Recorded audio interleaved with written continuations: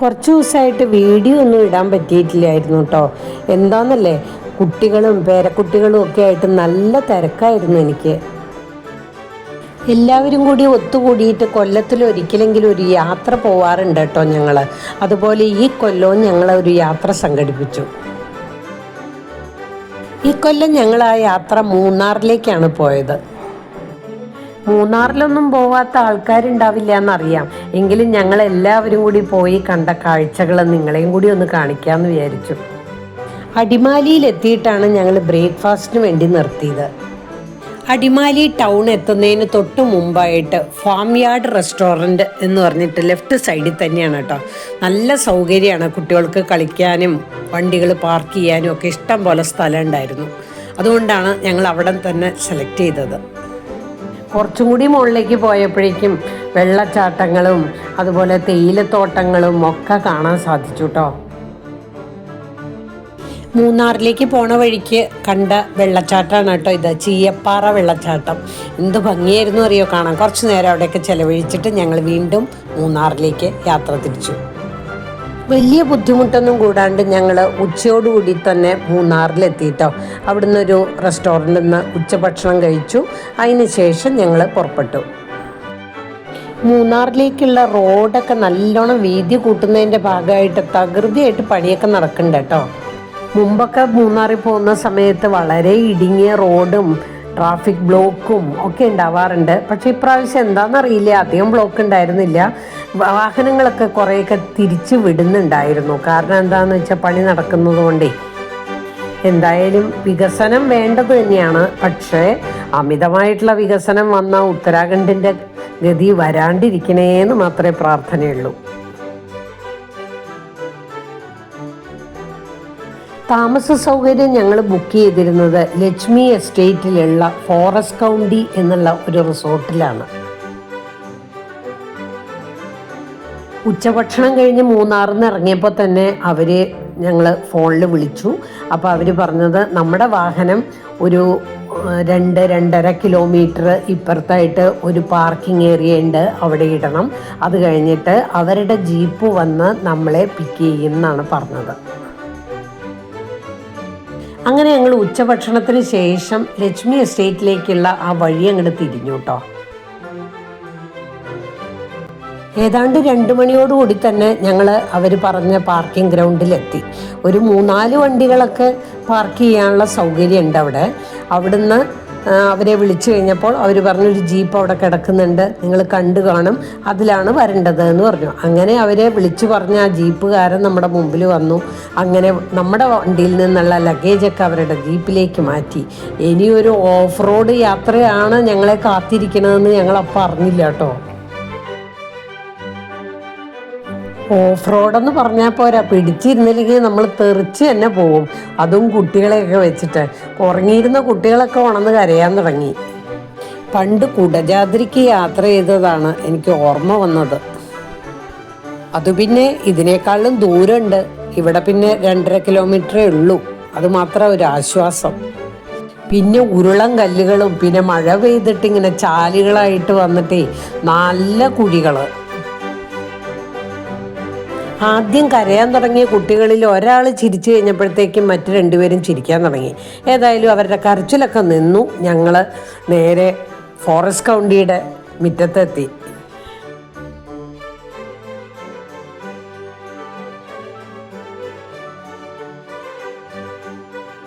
വൈകുന്നേരം ഒരു 4:30 മണി വരെ റെസ്റ്റ് എടുത്തിട്ട് പുറത്തേക്ക് ഇറങ്ങി.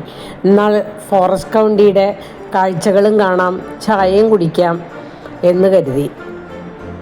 നമ്മളവിടെ എത്തിയപ്പോൾ തന്നെ ഫുൾ ഡീറ്റെയിൽസ് കൗണ്ടറിലുള്ള ആൾ പറഞ്ഞു തന്നിരുന്നു കേട്ടോ.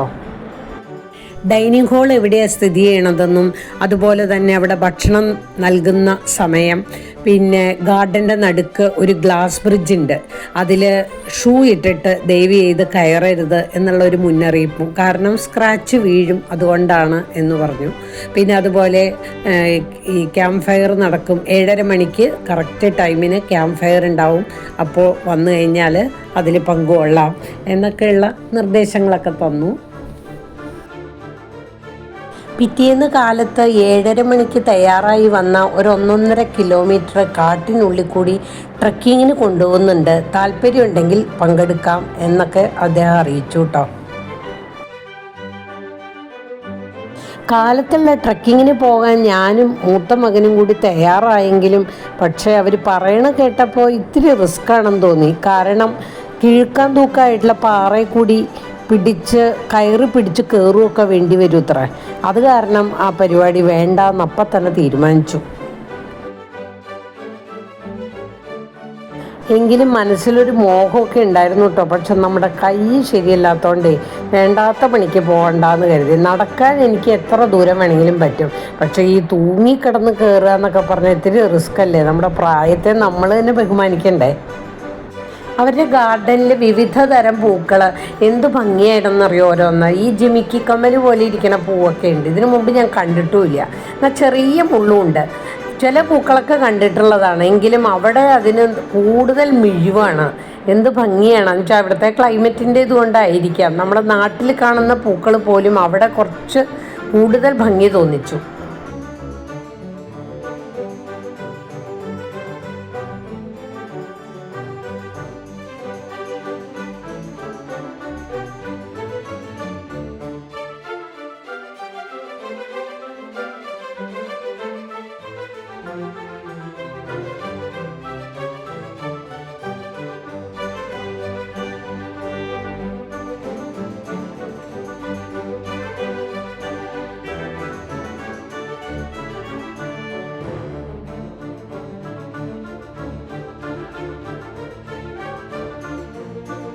ഗാർഡനിലും ഗ്ലാസ് ബ്രിഡ്ജിലും ഒക്കെ കറങ്ങി നടന്ന് വന്നപ്പോഴേക്കും നല്ല തണുപ്പ് തുടങ്ങി. തണുത്ത കാറ്റിങ്ങനെ വീശിയടിക്കണ കാരണേ നല്ലോണം വിറയ്ക്കാൻ തുടങ്ങി. ഏതായാലും ഷോളൊക്കെ പുതച്ചിട്ടുള്ളതുകൊണ്ട് നല്ല ചൂടുള്ള ചായ കുടിക്കാമെന്ന് കരുതി നേരെ ഡൈനിങ് ഹാളിലേക്ക് നടന്നു. അങ്ങനെ നല്ല ചൂടുള്ള ചായയും 2 ബജ്ജിയും കഴിച്ചുകൊണ്ടിരിക്കുമ്പോഴേക്കും ഫോറസ്റ്റ് കൗണ്ടിയുടെ മാനേജർ അതിലേ വന്നു കേട്ടോ. അദ്ദേഹം കോഴിക്കോടുകാരനാണെന്നാണ് പറഞ്ഞത്. പിന്നെ അദ്ദേഹം പറഞ്ഞു 7:30 മണിയാകുമ്പോഴേക്കും ക്യാമ്പ് ഫയർ തുടങ്ങും, അപ്പോഴേക്കും വന്നോളൂ, അതുവരെ വേണമെങ്കിൽ പോയി റെസ്റ്റ് എടുക്കാം എന്നൊക്കെ പറഞ്ഞു കേട്ടോ. പിന്നെ അത് കൂടാണ്ട് അദ്ദേഹത്തിൻ്റെ മൊബൈലിൽ അവിടെ നല്ല തെളിഞ്ഞ കാലാവസ്ഥയാണെങ്കിൽ നെടുമ്പാശ്ശേരി എയർപോർട്ടിൻ്റെ റൺവേ ഒക്കെ കാണാൻ സാധിക്കും ഇത്ര എന്ന് പറഞ്ഞാൽ എനിക്ക് ആ ഫോട്ടോ കാണിച്ചു തന്നു. നല്ല ഭംഗിയുണ്ടായിരുന്നു ഇങ്ങനെ റൺവേയിലെ വിളക്കുകൾ ഇങ്ങനെ കത്തി നിൽക്കുന്നത്. ഞങ്ങൾ കൃത്യം 7:30 മണിയായപ്പോഴേക്കും ക്യാമ്പ് ഫയർ തുടങ്ങുന്നിടത്തേക്ക് വന്നു കേട്ടോ, കുട്ടികളെയൊക്കെ കൂട്ടിയിട്ട്. ക്യാമ്പ് ഫയർ കണ്ടുകൊണ്ട് ഇരിക്കുന്നതിൻ്റെ ഇടയിൽ ഞങ്ങളുടെ അടുത്തിരുന്ന ഒരു നോർത്ത് ഇന്ത്യക്കാരി കുട്ടി കരയണ കണ്ടു. അപ്പോൾ എന്താണ് കരയണേന്ന് നോക്കുമ്പോൾ ആ കുട്ടി കാലിങ്ങനെ പൊക്കി വെച്ചിട്ടുണ്ട്. നോക്കുമ്പോൾ കാലിൽ നിന്ന് നല്ലോണം ബ്ലഡ് പോണു. നോക്കുമ്പോഴല്ലേ കാലിൽ ഒരു അട്ട കടിച്ചിട്ടുണ്ട്. വല്ലാണ്ട് പരിഭ്രമിച്ച ആ കുട്ടിയെ അവിടുത്തെ ജീവനക്കാരെ ആശ്വസിപ്പിച്ചു. കുറച്ച് ഉപ്പൊക്കെ കൊണ്ടുവന്ന് ഇട്ട് ഏതായാലും അട്ടയെ എടുത്തു കളഞ്ഞു. നമ്മുടെ കൊച്ചു കുട്ടികൾ ഓടി നടക്കുന്നുണ്ട്. ഇനി അവരുടെ കാലിലെങ്ങാനും കയറിയിട്ടുണ്ടോ എന്ന് റൂമിൽ ചെന്ന് നല്ലോണം സൂക്ഷിച്ച് നോക്കണം കേട്ടോ എന്ന് ഞാൻ കുട്ടികളോട് പറഞ്ഞു. പക്ഷെ എന്താണെന്നറിയില്ല, കുട്ടികൾക്ക് വലിയ കുഴപ്പമൊന്നും പറ്റിയില്ല. ഞാൻ റൂമിൽ പോയി നോക്കിയപ്പോൾ എൻ്റെ സോക്സിൻ്റെ ഇടയിൽ തന്നെ ഒരെണ്ണം കയറിയിരിക്കണു. എങ്ങനെ കയറിയെന്നറിയില്ല. നേരെ ബാത്റൂമിൽ പോയിട്ട് സോപ്പ് വെള്ളം എടുത്ത് ഹാൻഡ് വാഷിൻ്റെ ഇതും കൂടി ചേർത്തിട്ട് അങ്ങോട്ട് ഒഴിച്ചു. വേഗം പോയി കേട്ടോ, കുഴപ്പമൊന്നും പറ്റിയില്ല. എന്തായാലും പിറ്റേന്നത്തെ ട്രക്കിങ്ങിൻ്റെ കാര്യം തീരുമാനമായി. പോകണ്ടെന്ന് തന്നെ ഉറപ്പിച്ചു. വേറൊന്നും കൊണ്ടല്ല, എനിക്ക് ഈ കുഴിക്കാൻ തൂക്കായ പാറ കയറുന്നതിനേക്കാൾ പേടിയാണ് ഈ അട്ടയുടെ കാര്യം. അത് കാരണം അത് വേണ്ടാന്ന് തന്നെ വെച്ചു.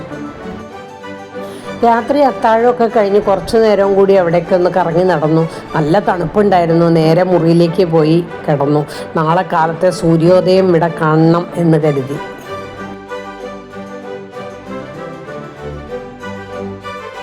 പിറ്റേന്ന് കാലത്ത് മലമുകളിലെ സൂര്യോദയം കാണാൻ പോയ ഞങ്ങൾക്ക് നിരാശയായിരുന്നു കേട്ടോ ഫലം. ഒന്നും കാണാൻ പറ്റിയില്ല. കോട വന്ന് നിറഞ്ഞിട്ട് യാതൊന്നും കണ്ടില്ല.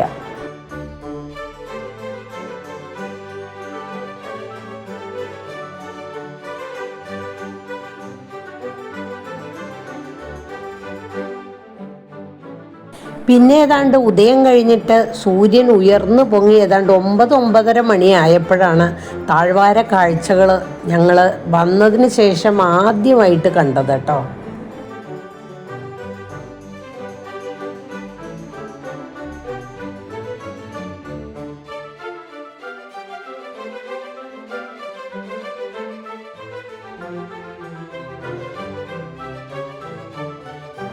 ആ കാഴ്ചയുടെ ഭംഗി എങ്ങനെയാ വർണ്ണിക്കേണ്ട, അത്ര രസമായിരുന്നു കേട്ടോ കാണാൻ.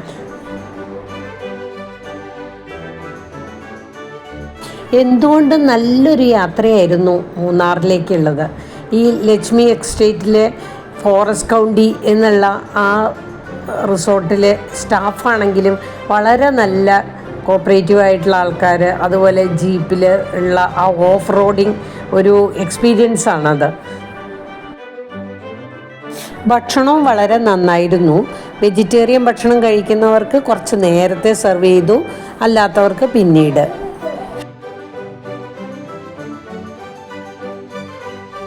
ട്രക്കിങ്ങിനൊന്നും പോകാൻ പറ്റിയില്ലെങ്കിലും നല്ല കാഴ്ചകളായിരുന്നു പൊതുവെ. എന്നിട്ട് കുറച്ച് നേരമൊക്കെ ഞങ്ങൾ അവിടെയൊക്കെ കറങ്ങി നടന്ന് ധാരാളം ഫോട്ടോസൊക്കെ എടുത്തു. പിന്നെ റൂമിലേക്ക് ഞങ്ങൾ വെക്കേറ്റ് ചെയ്യാനായിട്ട് പോയി. തിരിച്ചു വന്ന് എല്ലാം പാക്കിംഗ് ഒക്കെ കഴിഞ്ഞിട്ട് ഞങ്ങൾ കൗണ്ടറിൽ ചെന്നപ്പോൾ നിറച്ച് തിരക്കാണ്.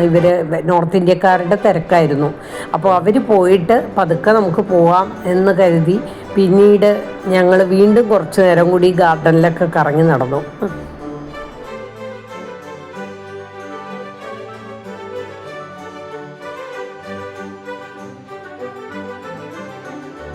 കോട വന്നിട്ട് കാടിൻ്റെ ദൃശ്യങ്ങളെയൊക്കെ മറയ്ക്കുകയും പിന്നെ വീണ്ടും തെളിയുകയും പിന്നെയും മറയ്ക്കുകയും പിന്നെയും തെളിയുകയും ഇങ്ങനെ ഉള്ള ഒരു കാഴ്ചയായിരുന്നു കേട്ടോ അവിടെ ഉണ്ടായിരുന്നത്.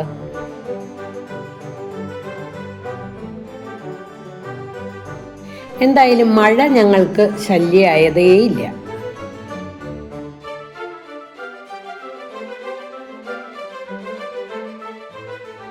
വെയിൽ പരന്നതോടുകൂടി താഴ്വാര കാഴ്ചകൾ കൂടുതൽ മികവുള്ളതായി തീർന്നു.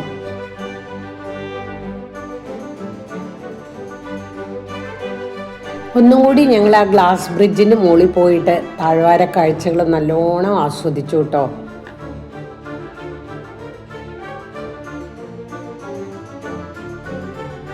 ചക്രവാള സീമയോളം പരന്നു കിടക്കുന്ന വനഭംഗിയും അതിനൊപ്പം തന്നെ മഴക്കാറുകളും ഇങ്ങനെ വന്ന് തൊട്ടുരുമി നിൽക്കുന്നത് കാണുമ്പോൾ തന്നെ എന്തൊരു ഭംഗിയാണെന്നറിയാം. ചീവീടിൻ്റെ ശബ്ദത്തിനൊപ്പം തന്നെ ഏതൊക്കെയോ പേരറിയാത്ത പക്ഷികളുടെ ശബ്ദവും അതുപോലെ തന്നെ മയിലിൻ്റെ ശബ്ദവും ഒക്കെ ഇങ്ങനെ കേൾക്കായിരുന്നു കേട്ടോ. എന്ത് രസമായിരുന്നു എന്ന് പറഞ്ഞറിയിക്കാൻ പ്രയാസം. അതുപോലെ ഇവിടുത്തെ സ്റ്റാഫിൻ്റെ പെരുമാറ്റമാണെങ്കിലും വളരെ നല്ല പെരുമാറ്റം. ഏതായാലും ഞങ്ങൾ ഫോറസ്റ്റ് കൗണ്ടിയോട് യാത്ര പറയാൻ തീരുമാനിച്ചു. നോർത്ത് ഇന്ത്യക്കാരൊക്കെ ഏതാണ്ട് പോയി കഴിഞ്ഞു. അപ്പോഴേക്കും ജീപ്പ് വന്നു. ഞങ്ങൾ നേരെ മടക്കയാത്രയ്ക്ക് തയ്യാറായി. താഴത്തെ പാർക്കിംഗ് ഗ്രൗണ്ട് മുതൽ ലക്ഷ്മി എസ്റ്റേറ്റ് കഴിയുന്നതുവരെ മനോഹരങ്ങളായിട്ടുള്ള തേയിലത്തോട്ടങ്ങളാണ് നമ്മുടെ കാഴ്ചയിൽ നിറയുന്നത്. ഹൈറേഞ്ചിൻ്റെ വികസനത്തിൽ മുഖ്യ പങ്ക് വഹിച്ചിട്ടുള്ള നേര്യമംഗലം പാലം കടന്നാണ് ഞങ്ങൾ ഇടുക്കിയിലേക്ക് പ്രവേശിച്ചതും ഇപ്പോൾ തിരികെ പോകുന്നതും. കാലത്തെ വെല്ലുവിളിച്ചുകൊണ്ട് നിൽക്കുന്ന ഈ പാലം എറണാകുളം, ഇടുക്കി ജില്ലകളെ തമ്മിൽ ബന്ധിപ്പിക്കുന്നു. 1924 റീജന്റ് മഹാറാണി സേതുലക്ഷ്മിഭായിയുടെ ഭരണകാലത്താണ് ഈ പാലത്തിന് ഉത്തരവായത്. 10 വർഷത്തിന് ശേഷം 1935 മാർച്ച് 2 ശ്രീ ചിത്തിര തിരുനാൾ മഹാരാജാവ് ഗതാഗതത്തിനായി പൊതുജനങ്ങൾക്ക് ഇത് തുറന്നു നൽകുകയുണ്ടായി. ദക്ഷിണേന്ത്യയിലെ തന്നെ ആദ്യത്തെ ആർച്ച് പാലമായ നേര്യമംഗലം പാലം സുർക്കി മിശ്രിതം ഉപയോഗിച്ച് നിർമ്മിച്ചതാണ്. നേര്യമംഗലം പാലം കടന്ന് ഞങ്ങൾ എറണാകുളം ജില്ലയിലേക്ക് പ്രവേശിച്ചു. ഇനി തൃപ്പൂണിത്തുറയിലേക്ക്.